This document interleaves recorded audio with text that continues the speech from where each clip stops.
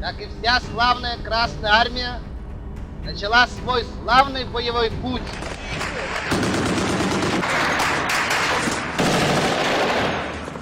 In 1945, amidst the ruins of a world torn apart by war, a curious phenomenon unfolded. Red Army soldiers, victors in one of history's most devastating conflicts, began an unexpected migration.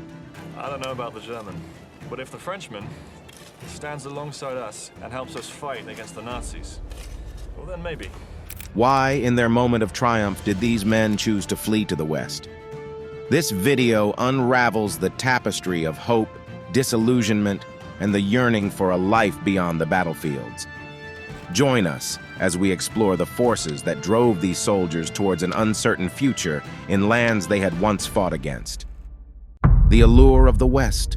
As the Red Army swept across Europe, liberating it from the clutches of fascism, its soldiers encountered realities that were unfathomable to their Soviet-conditioned minds. Raised in the austerity of the USSR, the wealth and technological advancements of the West were not just revelations. They were like finding oneself in an alternate universe. The initial shock came from the sheer abundance of consumer goods. In Germany, Austria, Hungary, and other parts of Europe, Soviet soldiers found societies where even the average citizen enjoyed luxuries they had never dreamed of. For soldiers coming from a country where a car was a rarity owned by the elite, the sight of German streets lined with personal automobiles was staggering. Germany alone, before the war, boasted almost 2 million passenger cars, not to mention motorcycles and bicycles in numbers that dwarfed the entire vehicle fleet of the USSR. But it wasn't just the quantity of these items that amazed the Red Army soldiers. It was the quality and the freedom with which they were used. They witnessed households equipped with radios, refrigerators, and other household appliances that were virtually unknown in the Soviet hinterlands.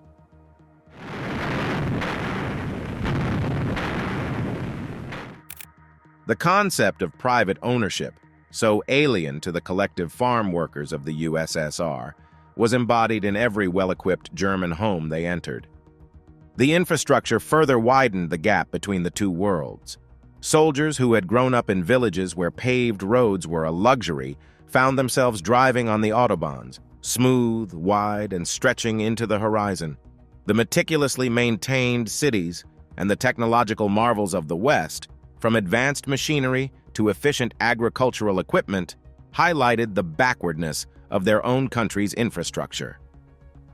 The standard of living extended beyond material wealth. The soldiers were taken aback by the cleanliness, the orderly urban planning, and the civil liberties that seemed to be taken for granted by Europeans. In conversations captured under the rubric "My War," veterans spoke of a freedom and a quality of life that was starkly different from the oppressive regime they knew back home. They saw a society where people seemed to live, not just survive, and where the fruits of one's labor could be enjoyed in peace and prosperity. This contrast was not just a matter of envy, but of profound psychological impact.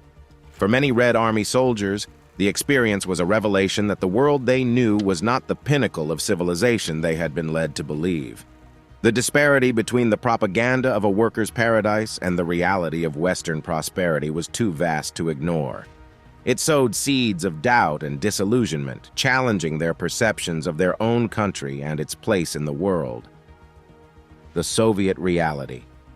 Upon their return to the Soviet Union, the stark contrast between the prosperity they had witnessed in the West and the grim reality of their homeland hit the Red Army soldiers like a cold wave. The Soviet Union, despite its victory, was a land ravaged by war, its people mired in poverty, its economy in ruins. The disillusionment that began in the streets of Europe would only deepen as soldiers faced the harsh truths of their own country. The economic disparity was immediately evident. In the USSR, the war had exacerbated already acute shortages.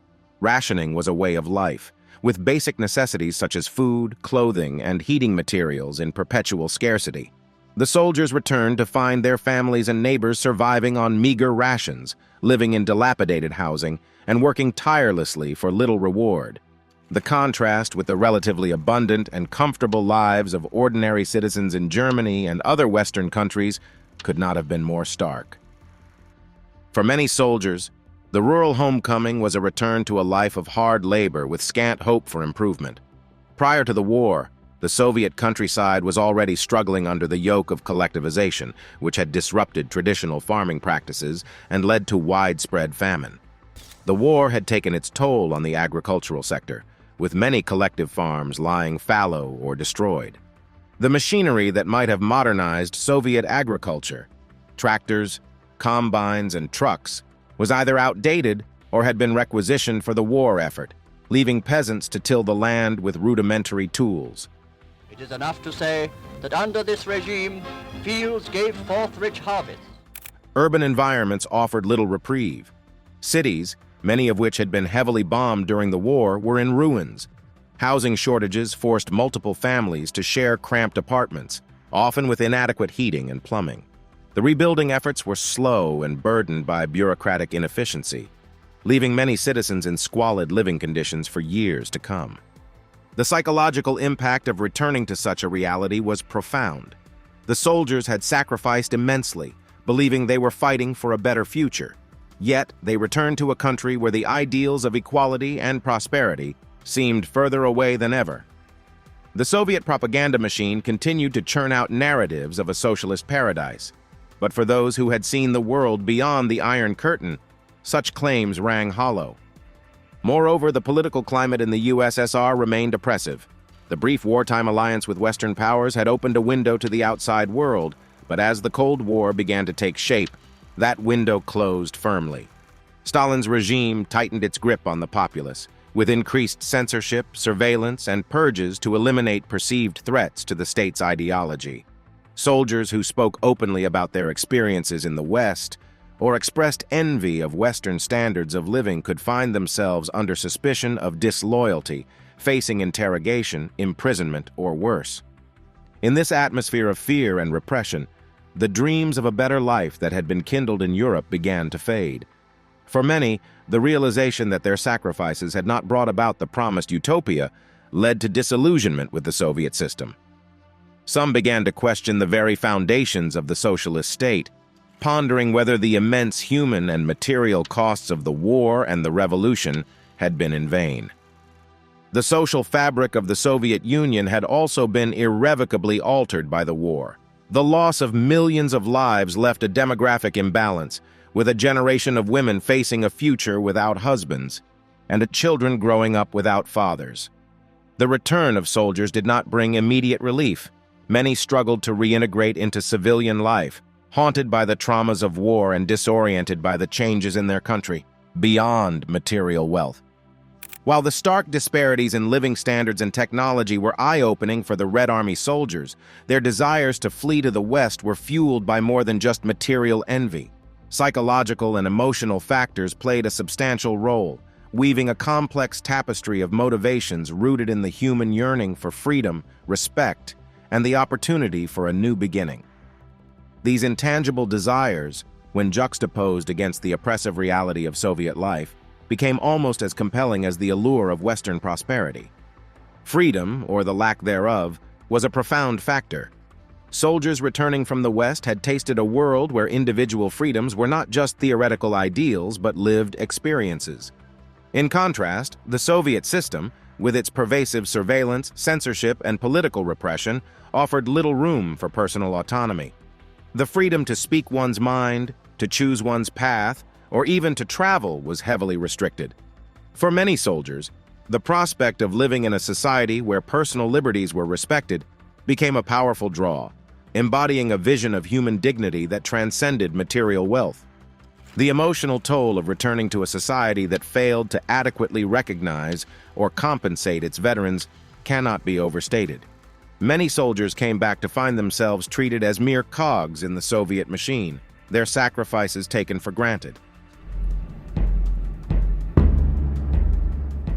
In contrast, their interactions in Europe, even with former enemies, often carried a sense of mutual respect and acknowledgement of their humanity and valor. This disparity in recognition fueled a desire for a context in which their contributions and experiences would be valued, not just by the state, but by society at large. For some, the post-war period represented an opportunity to redefine themselves and their futures. The war had irrevocably changed them, and the idea of returning to the pre-war status quo was untenable. The West, with its seemingly boundless opportunities, offered a canvas upon which they could paint new beginnings. The allure of starting afresh, free from the scars of war and the constraints of their past lives, was intoxicating. It spoke to a deep-seated human desire to shape one's destiny, a prospect all but stifled in the Soviet Union's rigidly prescribed social order.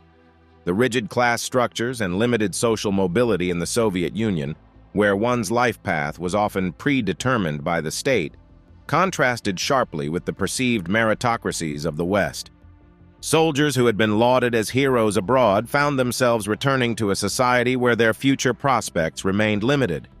The possibility of ascending socially or economically based on merit rather than party loyalty or bureaucratic favoritism held a particular appeal, suggesting a world where effort and talent could lead to betterment and success. The dilemma of loyalty. The post-war period presented Red Army soldiers with a profound moral quandary: the conflict between their patriotic duty to the Soviet Union and their personal desires for a better life, as glimpsed in the West. This internal struggle was not merely a matter of choosing between two geographical locations, but represented a deeper existential crisis that challenged their identities, values, and allegiances. Patriotism and loyalty to the motherland had been deeply ingrained in the soldiers from an early age, further intensified by the wartime propaganda that painted the Soviet Union as the bastion of freedom and the vanguard of the proletariat's global struggle. The idea of deserting the country they had fought so hard to defend seemed, on its face, a betrayal of their comrades, their families, and the millions who had perished. This sense of patriotic duty was a powerful deterrent against the temptation to flee, acting as an anchor to their Soviet identity despite their disillusionment. Conversely, the seductive promise of a better life in the West tugged relentlessly at their hearts. This was not just about the allure of material wealth, but the desire for a society where they could speak, think, and act freely, where their contributions would be recognized, and where they could pursue their happiness unencumbered by the state's heavy hand. For many, the decision to flee represented not a rejection of their Soviet identity, but a desperate bid for self-preservation and fulfillment, a chance to live a life worthy of the sacrifices they had made. If it's so easy, why don't we shoot it down then? Wartime propaganda had played a critical role in shaping the soldiers' perceptions, portraying the West as morally bankrupt and ideologically opposed to the values for which they had fought. Yet the reality they encountered belied this narrative, presenting them with a cognitive dissonance that was difficult to reconcile. The propaganda's lingering effects made the decision to defect fraught with guilt and uncertainty, as soldiers grappled with the possibility that their aspirations for a better life might be seen as succumbing to the enemy's allure.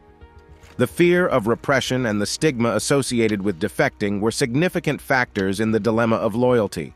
The Soviet regime's punitive approach to dissent and desertion meant that the decision to flee could result in severe consequences for the soldiers and their families, including imprisonment, exile, or worse. Moreover, the social stigma attached to desertion and the prospect of being branded a traitor to the motherland weighed heavily on their minds, complicating the moral calculus of their decision. The aftermath. The decision to flee to the West was fraught with peril, and the consequences for those who attempted or succeeded in defecting were severe and long-lasting. This chapter delves into the fates of these soldiers, exploring the aftermath of their choices and the legacy they left behind. For the soldiers who successfully defected to the West, the journey was just the beginning of a long and challenging path. Many faced the daunting task of starting anew in a foreign land, grappling with language barriers, cultural differences, and the stigma of being a defector. While some found the freedom and opportunities they sought, others encountered suspicion and isolation, their dreams of a better life tempered by the reality of their stateless existence. The West, for all its promises, was not always welcoming to those who arrived with nothing but the clothes on their backs and a past shrouded in the shadows of war. For those caught or choosing to return to the Soviet Union, the consequences were dire. The Soviet regime viewed defection as the ultimate betrayal, and returnees were met with suspicion, hostility, and often severe punishment. Many were subjected to interrogation and torture, accused of being spies or traitors, and sentenced to long terms in labor camps where conditions were brutal. The stigma of defection extended to their families, who were often ostracized by their communities and subjected to surveillance and harassment by the state. The return to the Soviet Union, far from being a homecoming, was a descent into a nightmare of repression and persecution. Beyond the physical consequences, the psychological toll on both defectors and returnees was profound. The trauma of defection, combined with the challenges of exile or the horrors of imprisonment, left deep scars. Many struggled with guilt, regret, and a sense of dislocation, their identities fractured by their experiences.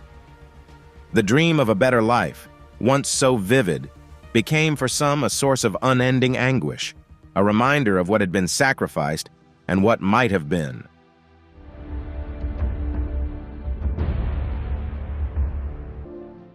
Despite the hardships, the choices made by these soldiers left an indelible mark on the history of the Cold War era. Their defections were a stark reminder of the human cost of ideological conflict, challenging the narratives propagated by both sides. For the West, they were a propaganda tool, evidence of the Soviet Union's failure to provide for its citizens' basic needs and desires. For the Soviet Union, they were a betrayal that justified increasingly repressive measures to maintain ideological purity and control. The legacy of these defectors and returnees is complex, embodying the courage to seek freedom and the tragedy of its cost. Their stories, though often overshadowed by the grand narratives of the Cold War, offer a deeply human perspective on the struggles and sacrifices of those caught between two worlds. They remind us of the enduring quest for dignity, respect, and the right to determine one's own destiny, even in the face of overwhelming odds. In the years following the dissolution of the Soviet Union, the stories of those who fled to the West have been revisited in a new light as part of a broader effort to reconcile with the past. While some have been rehabilitated in the eyes of their countrymen, others remain footnotes in history, their contributions and sufferings largely forgotten. Yet, their legacy endures, a testament to the human spirit's resilience in the face of repression and the enduring desire for freedom and a better life. Reflections on freedom.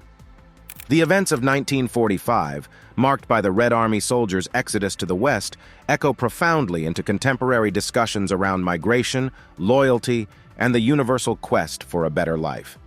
This chapter reflects on how the historical narrative of defection and the pursuit of freedom resonates with today's global challenges, illuminating timeless themes of human aspiration and the complexities of national identity.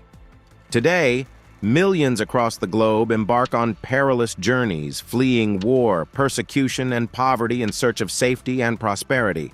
Much like the Red Army soldiers who sought a new beginning in the West, modern migrants are driven by the hope of a better future, not just for themselves, but for their families. The universal desire for dignity, respect, and the opportunity to lead fulfilling lives transcends time and geography, uniting disparate peoples in their shared aspirations.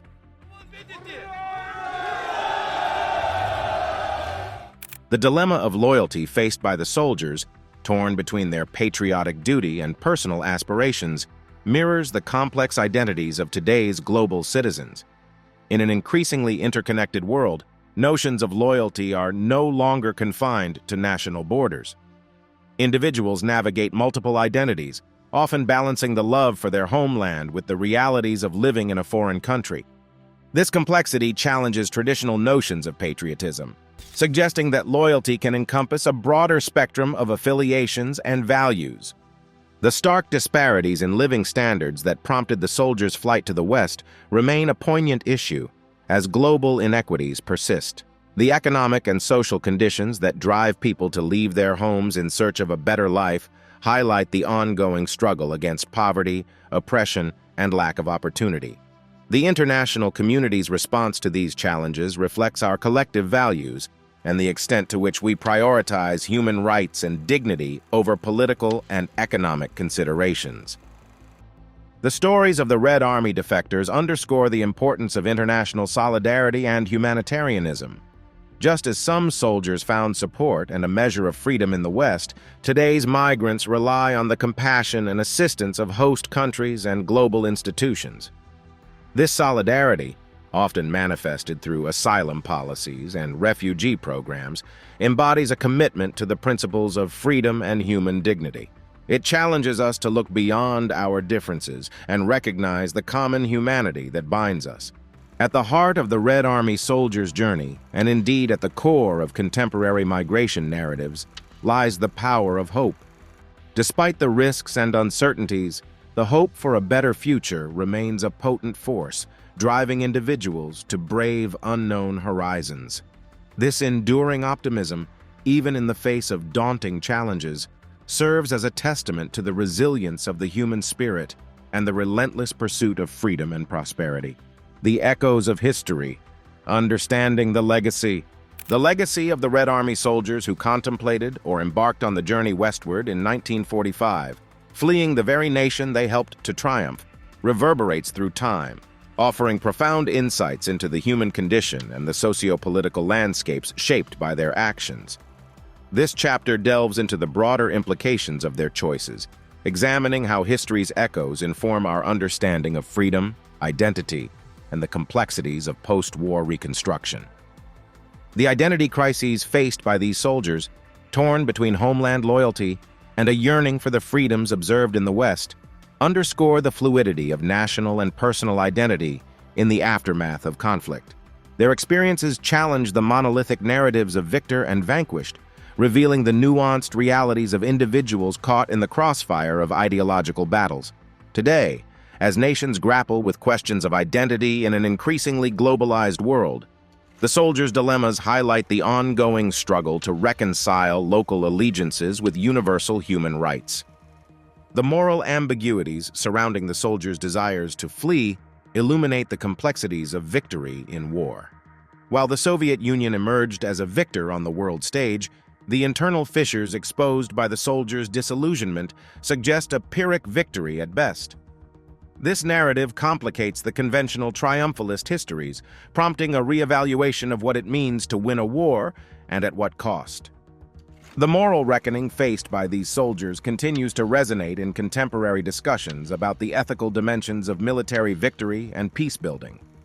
The aftermath of World War II saw an unprecedented effort to rebuild devastated nations, focusing largely on physical reconstruction. However, the soldiers' stories highlight the equally critical need for societal and psychological rebuilding. Their internal conflicts and the stark realities they return to underscore the long-lasting wounds of war, extending beyond the physical destruction to encompass societal cohesion, trust in institutions, and the collective psyche.